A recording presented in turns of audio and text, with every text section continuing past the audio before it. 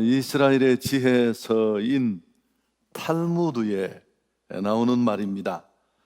이 세상에서 가장 똑똑하고 현명한 사람은 모든 사람에게 늘 배우려는 자세를 가진 사람이다. 이 세상에서 가장 강한 사람은 자기 자신을 이기는 사람이다. 이 세상에서 가장 부유한 사람은 자기가 가진 것에 만족하며 감사하는 사람이다. 여러분, 돈이 많다고 또 권력을 가졌다고 강한 자가 아니고 부자가 아닙니다. 자신이 가진 것에 감사할 줄 아는 사람이 진짜 부자고 가장 부유한 사람입니다. 우리가 집과 무덤의 차이에 대해서 가끔씩 생각하는데, 한 곳에 자리를 차지하고 또 공간을 가지고 있다는 면에서 둘은 별로 다른 게 없습니다. 차이가 있다면 집에는 무덤에 없는 것이 있는데 그게 바로 문과 창문입니다. 여러분, 우리 삶에 이런 문과 창문 같은 역할을 하는 것이 있는데요, 그게 바로 감사입니다.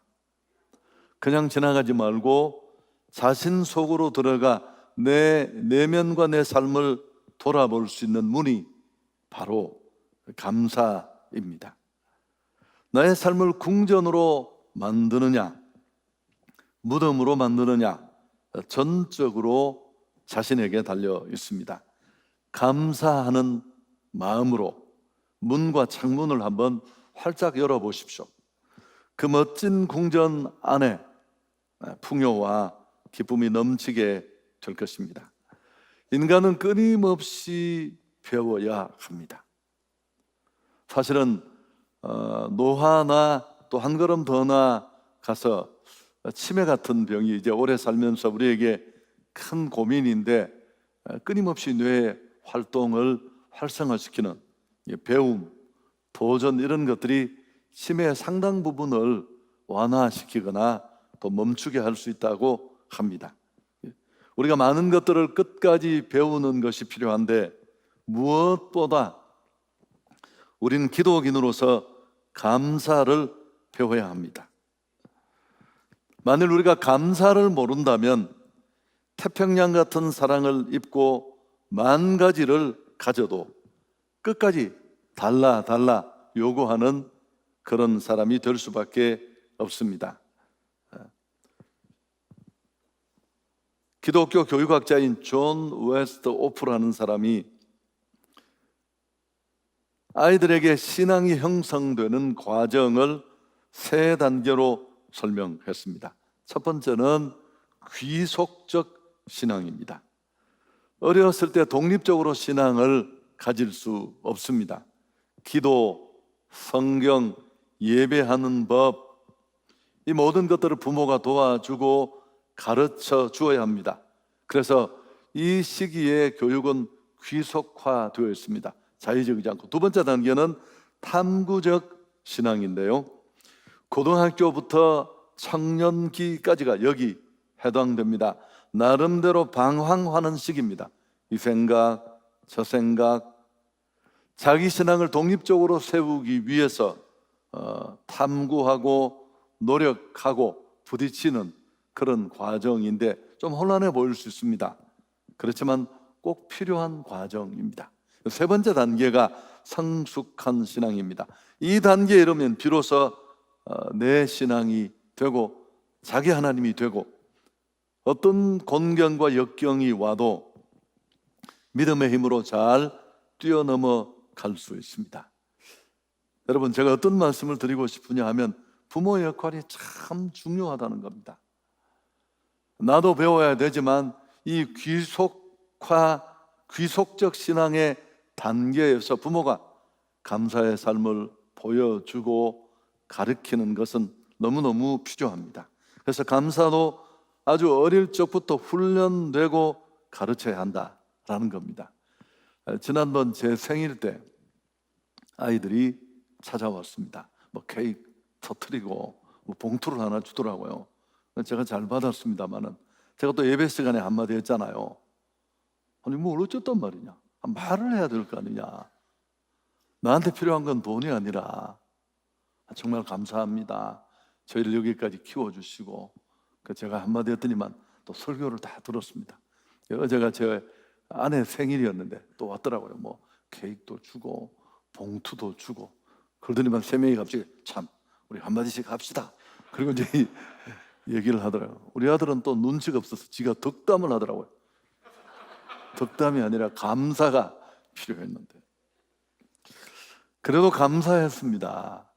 시기를 좀 놓쳤지만 늦게라도 얘기한 아빠의 얘기를, 그것도 설교 시간에 한 얘기인데 잘 듣고 그 작게지만 고치려는 모습을 보면서 진지하게 교육이 실행된다면 좀 교육학적 시기를 떠나서 도움이 될 수 있다, 그런 생각을 했습니다.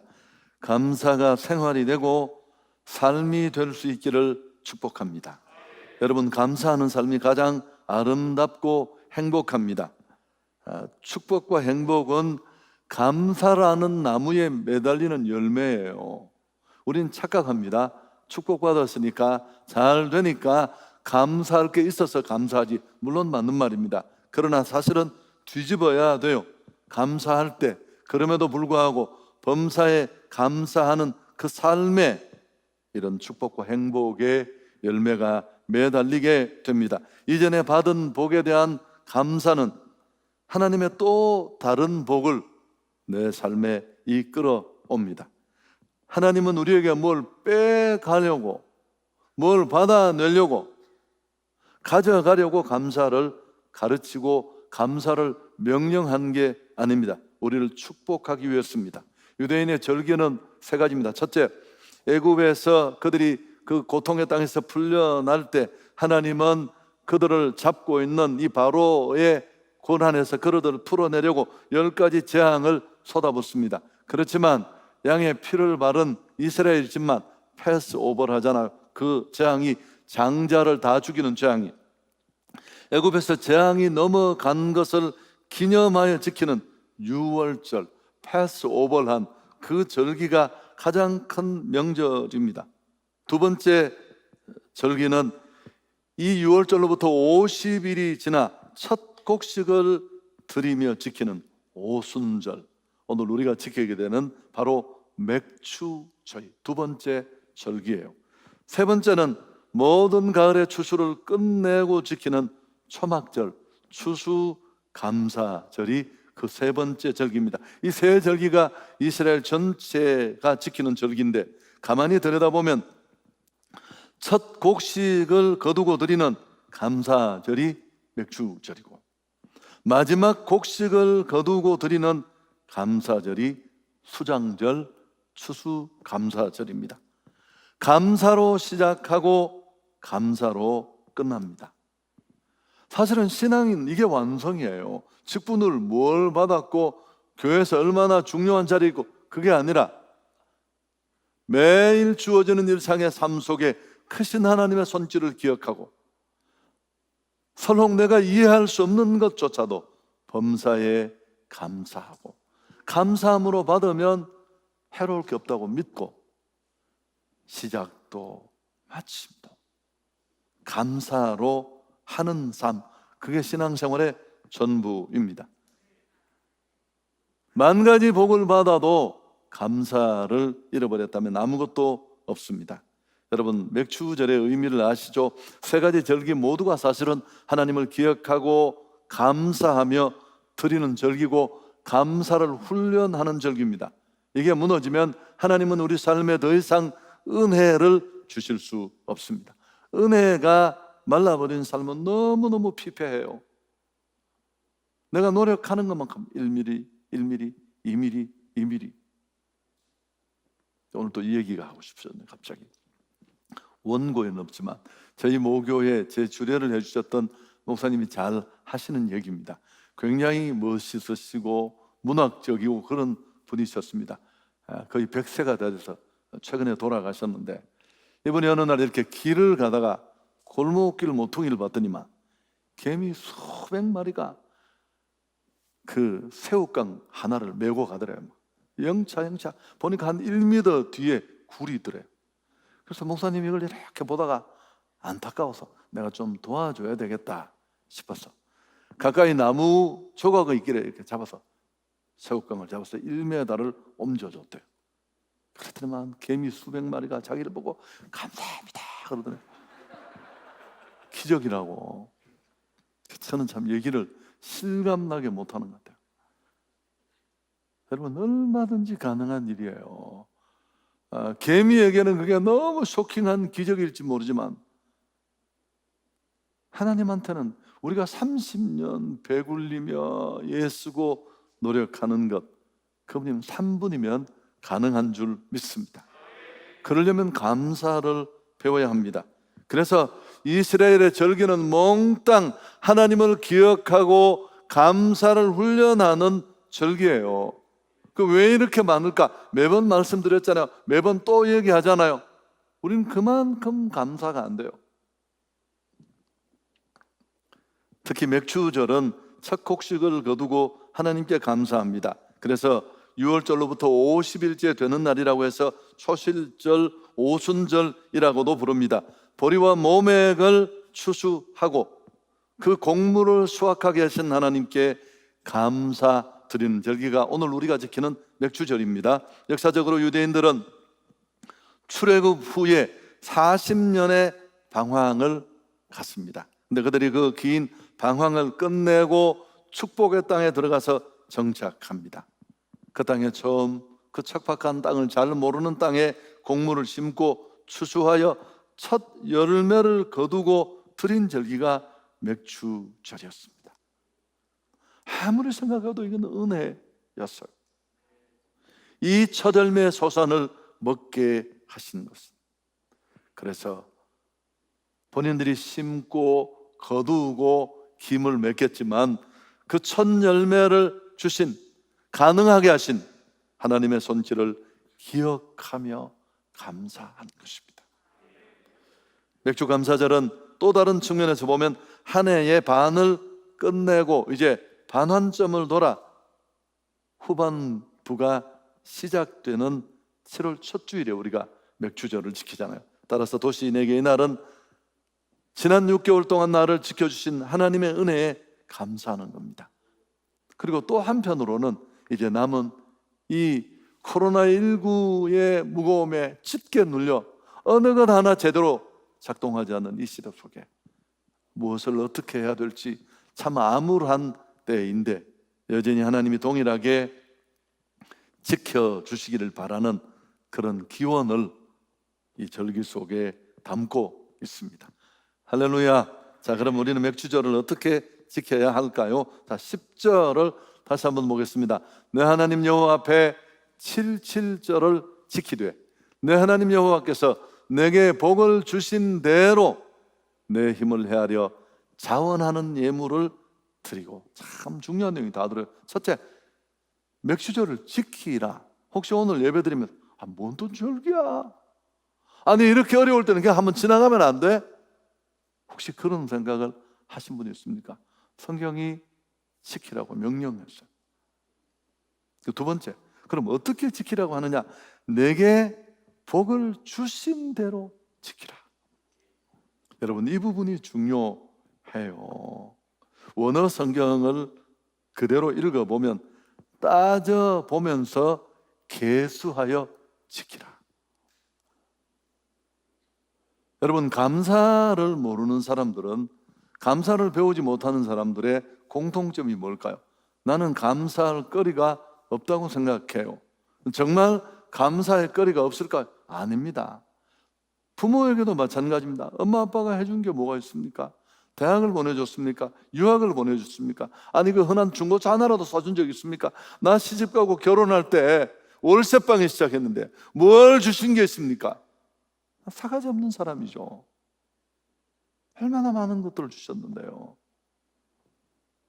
여러분, 그래서 우리가 감사하지 못하는 건 나는 받은 은혜가 없다고 생각하는데 오늘 성경은 꼼꼼히 들여다보라는 겁니다. 생각해 보라는 겁니다. 깨달으라는 거예요. 그리고 그 복을 세워보라는 거예요. 여러분, 이게 진짜 진정한 하나님이 받으실 만한 무게가 실린 감사의 출발점이에요. 인간은 잘 몰라요. 있을 때 모르고 잃어버리고 나서야, 빼앗기고 나서야 진작 아는 겁니다. 자유를 잃고 자유의 소중함을 알고, 건강을 잃고 건강이 얼마나 축복인지 알고. 그래서 어떻게 하면 좋을까요? 서양 격언에 제일 가르치기 어려운 수학 문제는 우리가 받은 축복을 세어보는 것이다. 미분적분이 역학이 어려운 게 아니라 내가 받은 축복을 세어보는 것이 가장 어렵습니다. 그래서 감사하지 못하는 것은 감사의 조건이 모자라서가 아니라, 없어서가 아니라 감사를 깨달을 수 있는 눈이 없어서 그렇습니다. 그런데 우리 안에 이런 감사를 하지 못하도록 방해하는 것이 무엇일까요? 교만한 마음,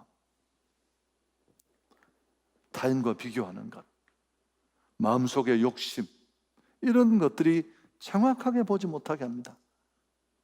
그래서 여러분, 제가 늘 내어드렸던 숙제가 있는데, 사실 지난주에 이 숙제를 해와야 되는 건데 6월달 지나간 달력을 확 찢어다 뒤로 엎어놓고 중간에 줄을 딱 치십시오. 반을. 왼쪽에는 감사할 것, 오른쪽에는 아쉬운 것 적어보십시오. 100대 2도 되지 않을 겁니다. 주신 게 얼마나 많아요. 호흡 있는 자마다 여호와를 찬양할지어다. 오늘도 내가 살아있고 존재하고 내 발을 딛고 여기가 삼질교회, 가정, 아이들, 건강, 일터, 수천 수만 가지, 그 어느 것 하나 내 힘으로 내가 노력하고 내가 애써 되는 게 어디 있어요? 그러나 여러분, 아쉬운 것 오른쪽에 적어보시면 몇 가지 되지 않습니다. 내가 뭘 보고 있느냐가 중요한 것입니다. 감사의 마음, 감사의 눈이 다시 회복될 수 있기를 축복합니다.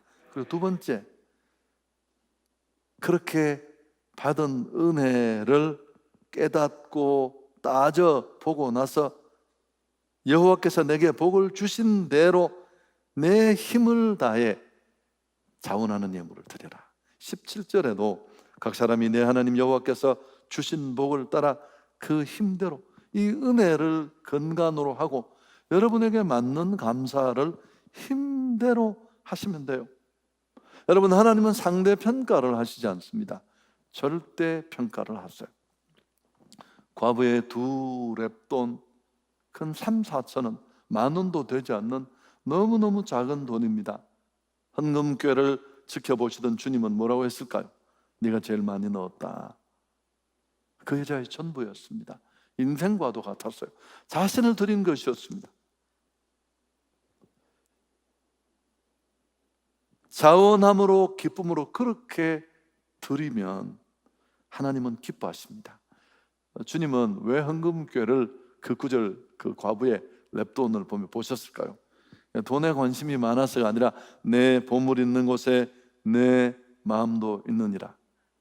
엄마 아빠 생일을 기억하고 와서 선물을 주는 자녀들의 행동에 부모가 감격해하는 건 그 선물이 진짜 정품이냐 아니냐, 얼마나 비싸냐, 그런 게 아니잖아요. 야, 네가 나를 생각했구나, 내가 나를 그래도 기억하고 있구나. 참 부모는 고맙고 알고 보면 그거 다 내가 준 건데 그래도 너무너무 고마워하잖아요. 자, 두 번째 또 하나, 근데 오늘 본문에 보면 11절에 이 맥추절을 지키는 우리가 이 맥추절을 더 풍성하게 온전히 누리기 위해서 또 한 가지가 있는데요. 같이 한번 읽어볼까요? 너와 내 자녀와 노비와 내 성중에 있는 레위인과 및 너희 중에 있는 객과 고아와 과부와 함께 내 하나님 여호와께서 자기의 이름을 두시려고 택하신 곳에서 내 하나님 여호와 앞에서 즐거워할지니라. 특히 나그네 고아 과부, 이 어려운 이웃이나 불우한 이웃을 언급합니다. 성도는 이 맥주의 열매를 얻은 기쁨을 고난당하는 이웃과 함께 이 추수의 기쁨을 나누어야 한다. 저는 맥주절의 감사는 여기까지가 완성이라고 생각합니다. 객이나 고아와 과부는 사회적으로 가장 소외되고 경제력이 없는 이스라엘의 3대 약자를 대표해요. 하나님이 우리 앞에 왜 가난한 자를 두셨을까요?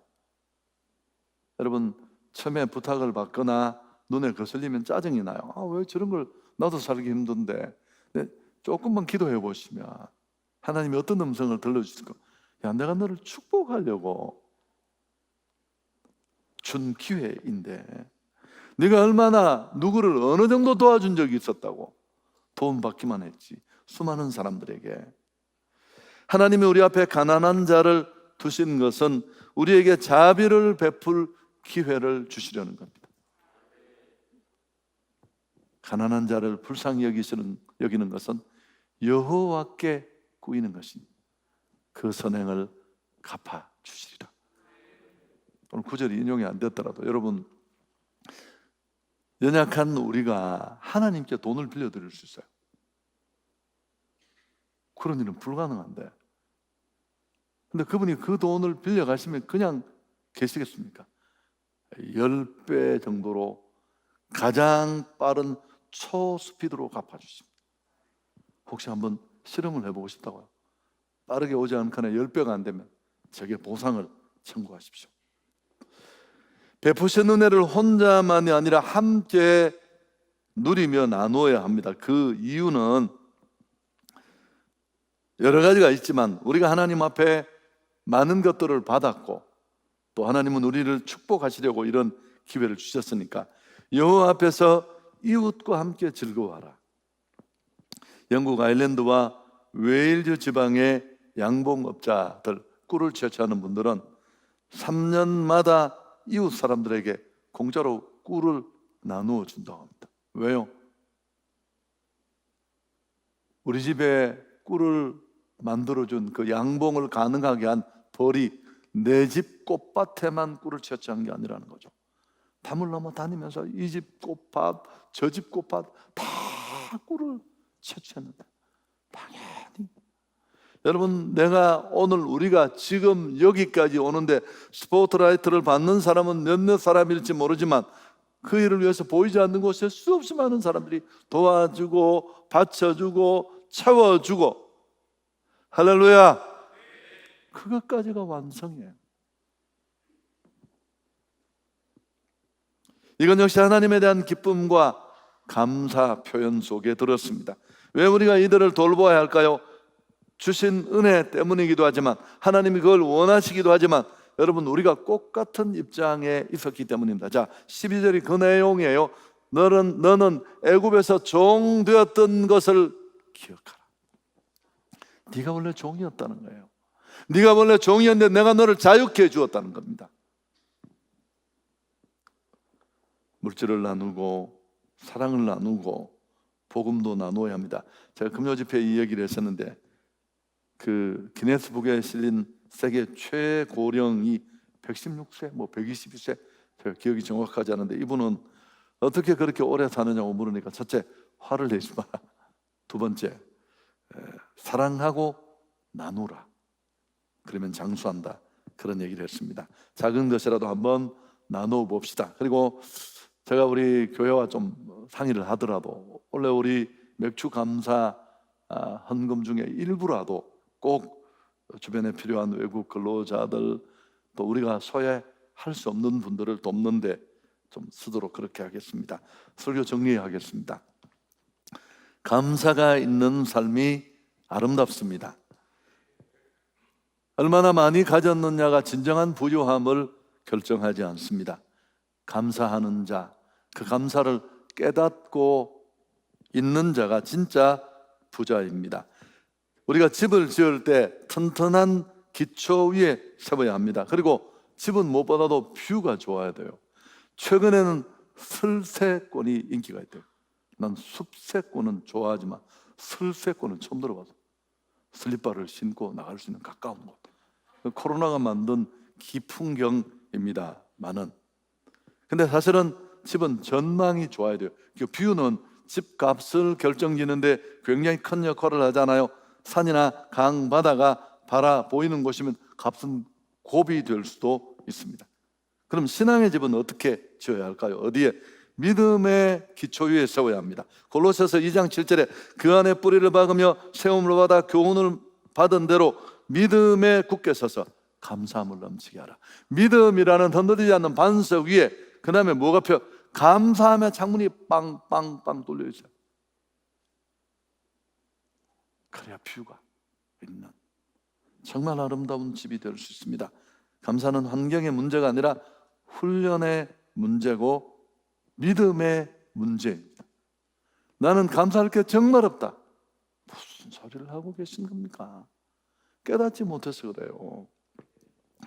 절기를 부담스러워하지 마십시오. 받은 은혜를 다시 돌아보면서 지금 내게 주어진 자리에서 온 마음을 다해 감사할 수 있기를 바랍니다. 여러분, 감사를 배웠다면 그는 신앙생활이 끝난 겁니다. 함께하시는 하나님을 보았고 그 하나님을 알고 있고 이후도 그 하나님과 함께 동행할 수 있습니다. 어떻게 감사의 삶을 살 수 있을까요? 첫째, 감사를 연습해야 됩니다. 불평도 연습이고 감사도 습관이에요. 우리가 어떤 행동을 의도적이든 비의도적이든 반복하면 습관이라는 고리가 만들어집니다. 패턴으로 굳어지고 그건 한 사람의 삶을 무너뜨리기도 하고 세우기도 해요. 궁궐이 되게 할 수도 있고 무덤같이 만들 수도 있습니다. 여러분, 기왕이면 감사의 삶을 살 수 있기를 축복합니다. 근데 감사하려면 깨달아져야 돼요. 여러분, 많이 가진 자가 아니라 깨닫는 자가 감사해요. 엄마 아빠 나한테 해준 게 아무것도 없고, 그런데 어느 날 막 살다 어떤 계기로 아버지 어머니의 사랑이 가슴에 막 몰려왔습니다. 내가 얼마나 나쁜 놈이고 내가 얼마나 배은망덕한. 그럼 그게 깨닫는 거예요. 그 은혜라는 말은 깨닫는 거라는 뜻이에요. 오늘 예배가 이런 깨달음의 은혜가 있기를 축복합니다. 근데 이런 은혜가 예배 드릴 때도 오지만 대부분 언제 오느냐 하면 기도할 때 많이 주어집니다. 기도는 하나님의 시각으로 상황을 볼 수 있도록 채널을 바꿔줘요. 막 죽을 만한 일인데